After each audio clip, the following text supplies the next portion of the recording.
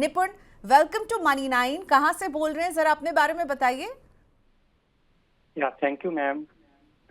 Welcome. मैं बिहार भागलपुर से बोल रहा हूँ। अच्छा, क्या बात हाँ। है। तो भागलपुरी सिल्क और भागलपुर का चूड़ा, जिसे पोहा भी कहते हैं मुंबई साइड यस। में, तो वो बड़ा और पॉपुलर है। भागलपुर का यस। तो आप भागलपुरी सिल्क, चूड़ा और आम का ये मौसम है, वहाँ के आम भी बड़े पॉपुलर हैं। देखिए, मेरा जीके यस अच्छा मैम। है सो निपुण, क्या करते हैं आप? आपने लिखा था आईटी में काम करते हैं, तो आप वहाँ वर्क फ्रॉम होम है यस। क्या? आप भागलपुर में रहते हैं और कहीं और काम करते हैं, या फिर या वहीं पर अभी अब आईटी इंडस्ट्री भी आ या रही है? मैम अभी अभी तो मैं वर्क फ्रॉम होम में हूँ। Actually 6 months ago I got blessed with pretty little Prince. तो वाह, मुझे वर्क फ्रॉम होम का भी मुझे 1 year का मिला है। क्या बात है। मैनी मैनी कंग्रेचुलेशन निपुण, बहुत मुबारक हो आपको। तो मैं आपका पोर्टफोलियो देख थैंक यू रही मैम। थी। आपकी एज है या 38 और आप नए इन्वेस्टर यस। नहीं, आप 2021 से निवेश कर रहे हैं ना? Yes ma'am. ठीक है, आपका मैं एक बार पोर्टफोलियो पढ़ती हूँ, ठीक है। पराग पारिक का फ्लेक्सी यस। कैप, जिसमें 5,000 की सिप कर रहे हैं निपुण। कैनेरा रोबेको के ब्लू चिप में इक्विटी फंड में 1,000 की सिप कर रहे हैं। मेरे एसेट के लार्ज एंड मिड कैप में 1,500 की सिप कर रहे हैं। एक्सिस ग्रोथ अपॉर्चुनिटीज़ फंड में भी 1,500 की सिप कर रहे हैं। इसके अलावा एक्सिस स्मॉल कैप फंड 2,000 की सिप, क्वांट का स्मॉल कैप फंड 2,000 की सिप, और मोतीलाल ओसवाल का मिड कैप फंड 2,000 की सिप। मेरे एसेट का टैक्स सेवर फंड जो ELSS है, जिसको आपने अभी बंद कर दिया, पर इसमें 1,22,000 रुपया भी जमा है। ठीक पढ़ा निपुण आपके पोर्टफोलियो को मैंने? Yes ma'am. और यस क्योंकि मैम, बिटिया उसको हुई भी है, मैं इसीलिए आपने रीडिंग नहीं भेजा है करने क्या कि वाला आप हूँ। सुकन्या समृद्धि योजना में भी इन्वेस्टमेंट शुरू करना चाहते हैं? नो, एक्चुअली मैम ये भी प्रश्न है मेरा कि सुकन्या समृद्धि योजना और म्यूचुअल फंड में, बट मैंने डिसाइड किया कि म्यूचुअल फंड में इन्वेस्ट करूंगा, ओके, क्योंकि after 21 years I will get the more amount instead of the Sukanya Samriddhi Yojana. बढ़िया, अच्छी कैलकुलेशन आपने कर ली है। और कैसे मदद करें, और क्या यस। आप पूछना चाहेंगे? हेमंत रुस्तगी हैं मेरे साथ, आपका सवाल सुन रहे हैं, और हमने आपका पोर्टफोलियो उनसे बिफोर हैंड भी शेयर किया। पूछिए हेमंत जी से सवाल। Hello sir, Hemant sir, good good afternoon sir. Actually मुझे जानना है कि ये जो मेरा 7 फंड है, इसमें से मैं कुछ चेंज कर सकता हूँ, कम कर सकता हूँ क्या? क्योंकि मैंने अभी सारा कुछ देखा है, तो मेरा मीन्स ये जो XIR है 18% है, बट मेरा asset large and mid cap मेरा सबसे कम दे रहा है, वो 17% ग्रोथ दे रहा है वो सिर्फ, और सारे 20%। निपुण, मैंने आपका पोर्टफोलियो देख लिया। 2-3 चीजें आपकी अच्छी हैं। एक तो आप बहुत जो अपने रिटायरमेंट के लिए जो इन्वेस्टमेंट करना चाहते हो, आप 38 ईयर्स ओल्ड हो, तो करीब करीब 20-22 साल है आपके पास, बहुत लंबा समय है। और आपने जो स्ट्रेटेजी चुनी है SIP से इक्विटी फंड में इन्वेस्ट करने की, वो बिल्कुल सही है, क्योंकि equity as an asset class आपको अच्छा खासा रिटर्न देगी, और आप डिसिप्लिन तरीके से इन्वेस्ट कर रहे हो तो आपको मार्केट की उतार चढ़ाव से डरने की जरूरत नहीं है। आपको अच्छा खासा रिटर्न मिलेगा, प्रोवाइडेड आप अपने प्रोसेस को कंटिन्यू करें। और दूसरी इंपॉर्टेंट बात यह है कि जैसे आपने कहा कि आप हर साल उसको स्टेप अप भी करना चाहेंगे 10% से, तो आई थिंक स्टेप अप करने से आपका कॉर्पस कहीं ज्यादा बड़ा बनेगा, और पावर ऑफ कंपाउंडिंग जो हम बोलते हैं, यानी जो रिटर्न के ऊपर जो रिटर्न मिलेगा वो आपको इस स्ट्रेटेजी से मिलेगा। तो आप बिल्कुल स्ट्रेटेजी के मामले में बिल्कुल सही है, वो आप बने रहिए। पोर्टफोलियो में मुझे लगता है थोड़ा सा जरूरत है कुछ फंड्स की, जैसे अ, आपने भी कहा कि बिरई एसेट लार्ज एंड मिड है और कैनरा रोबेको ब्लू चिप है। इन दोनों में आप कुल मिला के 2,500 रुपये इन्वेस्ट कर रहे हो, तो उसके सामने आप एक फंड रखिए Invesco large and mid cap. एक तो आप सी मतलब जो आपका जो एलोकेशन है लार्ज एंड मिड में बहुत ज्यादा बदलेगा नहीं, लेकिन आपको एक बेटर फंड मिलेगा। तो इन्वेस्को लार्ज एंड मिड में 2,500 इन्वेस्ट कीजिए इन दो फंड्स की बजाय। उसके बाद मोतीलाल मिड कैप है, पराग पारिक फ्लेक्सी कैप है, उसमें आप बने रहिए। दोनों बहुत अच्छे फंड्स हैं।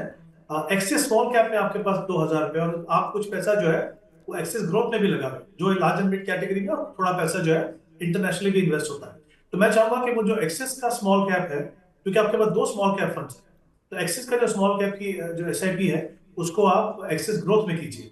देखिए, small cap over a longer period अच्छा रिटर्न देगा, लेकिन आप नहीं चाहते कि आपके पोर्टफोलियो में बहुत ज्यादा वॉलेटिलिटी भी हो, तो उसका भी आप थोड़ा ध्यान रखिए। आपका जो एक्सपोजर है वो सही लेवल पे होना चाहिए, तो एक वो कीजिए आप। फिर कौन स्मॉल कैप है, मुझे लगता है उससे बेहतर चॉइस है, या तो आप बंधन स्मॉल कैप ले लीजिए, तो फिर निपॉन इंडिया का स्मॉल कैप ले लीजिए। उन दोनों में से कोई फंड लीजिए, वो उससे बेटर रहेगा। जहां तक बीटी का सवाल है, देखिए आपके पास दोनों ऑप्शन हैं, जैसा आपने कहा सुकन्या समृद्धि भी है जहां पे आपको गारंटेड रिटर्न मिलेगा। लेकिन मैं आपके व्यू से बिल्कुल सहमत हूं कि अगर आप अगले 20 साल तक बेटी के लिए इन्वेस्ट करते हो तो म्यूचुअल फंड में डेफिनेटली पोटेंशियल है, डिस्पाइट द फैक्ट कि वहां पे आपको कैपिटल गेन टैक्स पे करना है, कि आपको रिटर्न जो है वो बेटर मिले। आपने कुछ फंड चुने हैं, Parag Parikh flexi cap, HDFC flexi cap, दोनों के दोनों बहुत अच्छे फंड हैं। पराग पारिक में आपको थोड़ा सा ग्लोबल यूएस में भी एक्सपोजर मिलता है, और एचडीएफसी में डोमेस्टिक है। लेकिन क्योंकि हमने एक ऑलरेडी फंड लिया आपके पोर्टफोलियो में एक्सेस ग्रोथ, जहाँ पे हमको यूएस का एक्सपोजर है, तो आप चाहें तो एचडीएफसी फ्लेक्सी कैप ले लीजिए और एक स्मॉल कैप ले लीजिए, निप्पॉन इंडिया स्मॉल कैप, क्योंकि आपके पास 20 साल का समय। तो इस तरह से अपना पोर्टफोलियो बनाइए और ध्यान रखिए कि जो स्टेप अप आप करेंगे वो आपके लिए वेल्थ क्रिएशन में काफी बड़ा कंट्रीब्यूटिव फैक्टर होगा। ओके, स्टेप अप उन्होंने कहा वो 7 से 10% करेंगे। जो चेंजेस मॉडिफिकेशन की ज़रूरत है वो भी आपको सर ने सजेस्ट कर दिया है। Best of luck with your investment journey Nipun, and best of luck for the little बिटिया। उसके लिए भी निवेश आपने बिल्कुल सही सोचा है। हेमंत सर ने भी बता दिया क्या करना है। शुक्रिया हमसे बात करने के लिए। हितेश हमारा फ़ोन लाइन पर इंतज़ार कर रहे हैं। हितेश जी से हम बात कर रहे हैं, उससे पहले चलिए पहले हितेश जी से ही बात कर लेते हैं। एक सवाल मैं लेना चाह रही थी मिस्टर राव का, तो मिस्टर राव ने हमें सुपर चैट पे सवाल भेजा है, तो मिस्टर राव का सवाल लेते हैं। उससे पहले हितेश ऑलरेडी हमारे साथ फ़ोन पर हैं। हेलो हितेश जी, कहाँ से बोल रहे हैं? जी मैम नमस्कार, मैं नमस्ते। बैंगलोर से बात कर रहा हूँ। बैंगलोर से बात करें तो आपने पोर्टफोलियो के लिए नहीं, आपने एकदम फाइनेंशियल प्लानिंग का एक क्वेश्चन पूछा है जो मेरा बहुत फेवरेट क्वेश्चन है, क्योंकि ऐसे क्या होता है कि हम आपके इन्वेस्टमेंट में आपकी हैंड होल्ड कर सकते हैं। तो आप पूछेंगे अपना सवाल। आप घर खरीदना चाहते हैं 5 से 6 साल में? जी मैम, 50 लाख तक का मतलब अमाउंट जमा करना है और टाइम लाइन है 6 ईयर तक, और मैं 45 तक का एसआईपी कर सकता हूँ विद स्टेप अप 10%। ओके, क्या करते हैं आप वैसे हितेश? मैम मैं आईटी में हूँ। ओके, सो दूसरे आईटी प्रोफेशनल से बात हो रही है। निपुण थे, वो भी आईटी में काम कर रहे थे, और हितेश हैं, वो भी आईटी में काम करते हैं। तो हितेश आप कहाँ, बेंगलुरु से जुड़े हुए हैं? जी मैम। ओके, तो ये मेरा गेस था लेकिन सही बैठा। Okay, so 2 IT professional. एक बात तो तय है कि आईटी प्रोफेशनल्स के बीच में म्यूचुअल फंड पॉपुलर हो रहा है, और बहुत अच्छा लगा इन्होंने एक गोल सेट किया कि भाई 6 साल में मैं 50 लाख तक जोड़ना चाहता हूँ, 45,000 की सिप में कर सकता हूँ 10% के स्टेप अप के साथ। हेमंत सर, आप क्या बताना चाहेंगे हितेश को? ये 45,000 जो इन्वेस्ट करना चाहते हैं कैसे करें हितेश? इनका यहाँ पे 2 इंपॉर्टेंट फैक्टर्स हैं। एक, किस गोल के लिए वो इन्वेस्ट कर रहे हैं। उन्होंने कहा कि वो घर खरीदना चाहते हैं, तो एक ऐसा गोल है जिसके लिए यूजुअली आपका एक टाइम होराइजन है, और 5-6 साल का समय है इनके पास। तो बहुत लंबा समय नहीं है, क्योंकि स्पेशली ये एसआईपी से जब इन्वेस्ट करेंगे तो उनका एवरेज होल्डिंग पीरियड जो है वो कम होगा। तो इन दोनों को ध्यान रखते हुए ये तो पक्की बात है कि आप पूरा का पूरा पैसा इक्विटी में नहीं लगा सकते, वो बिल्कुल सेफ नहीं है। दूसरा, आप ऐसा पोर्टफोलियो बनाएंगे जहां पे इक्विटी हो, क्योंकि वही एक ऐसा क्लास है जो आपको बेहतर रिटर्न देगी, लेकिन साथ में ऐसी ऑप्शन को देखिए जो टैक्स एफिशिएंट हो, यानी जहां पे टैक्सेशन जो है वो इक्विटी का हो लेकिन एक्सपोजर पूरा इक्विटी में ना हो। तो उसमें 2 कैटेगरीज होती हैं, जैसे इक्विटी सेविंग, जहां पे रिस्ट्रिक्टेड इक्विटी एक्सपोजर रहता है करीब 20 से 25% का, बाकी पैसा आर्बिट्राज और डेट पे रहता है। और दूसरी कैटेगरी होगी बैलेंस एडवांटेज फंड, जिसमें अमूमन जो है वो इक्विटी का जो एक्सपोजर है वो 40-45% रहता है, कभी कभी ज्यादा भी बढ़ता है डिपेंडिंग ऑन मार्केट में वैल्यूएशन कैसी है। बट सबसे अच्छी बात यह है कि दोनों ऑप्शंस के अंदर जो इक्विटी का एक्सपोजर है वो मार्केट की वैल्यूएशन के हिसाब से fund manager different model follow करके उसको कम या ज्यादा करते हैं। तो आई थिंक वो एक ऐसी ऑप्शन अच्छी रहेगी आपके लिए।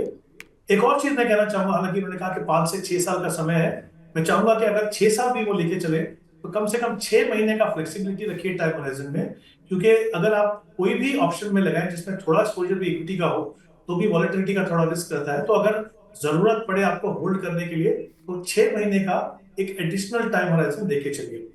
तो इनमें जो कॉम्बिनेशन है, मुझे लगता है जैसे उन्होंने कहा कि 45,000 इन्वेस्ट करेंगे और 10% से स्टेप अप करेंगे, तो मुझे लगता है कि अपना जो टारगेट है इनका वो पूरा हो जाएगा। कुछ फंड्स हैं जैसे डीएसपी का है इक्विटी सेविंग फंड, वो आप देख सकते हैं, ICICI Pru equity saving fund वो आप देख सकते हैं, और कोटक का बैलेंस एडवांटेज फंड। ये तीनों फंड में 15,000 ईच अगर आप इन्वेस्ट करें और 10% से इसको अगर स्टेप अप करते जाए तो अपना गोल आप पूरा कर पाएंगे। बट इंपॉर्टेंट है ये समझना कि इन दोनों में जो टैक्सेशन है वो इक्विटी फंड्स की है, यानी आपको लॉन्ग टर्म कैपिटल गेन देना होगा 12.5% के हिसाब से जब भी आप पैसा निकालेंगे। और दूसरा, जैसे मैंने कहा कि थोड़ा सा टाइम होराइजन फ्लेक्सिबिलिटी रख के चलिए, तो डेफिनेटली अपना गोल आप पूरा कर पाएंगे। ठीक है, तो इक्विटी सेविंग फंड प्लस इसके साथ साथ एक बैफ जिसमें पूरा एक्सपोजर जो है, सर कह रहे हैं कि आपको इक्विटी में नहीं दिया क्योंकि आपका टाइम फ्रेम भी छोटा है, लेकिन हाँ 6 महीने का एक्स्ट्रा टाइम भी ज़रूर रखिएगा और हमें ऐसा लग रहा है कि आप अपने टारगेट तक पहुंच पाएंगे। बेस्ट ऑफ लक, घर खरीदिए। आप 6 साल का आप टाइम दे रहे हैं इस गोल तक पहुंचने के लिए, बड़ी अच्छी बात है।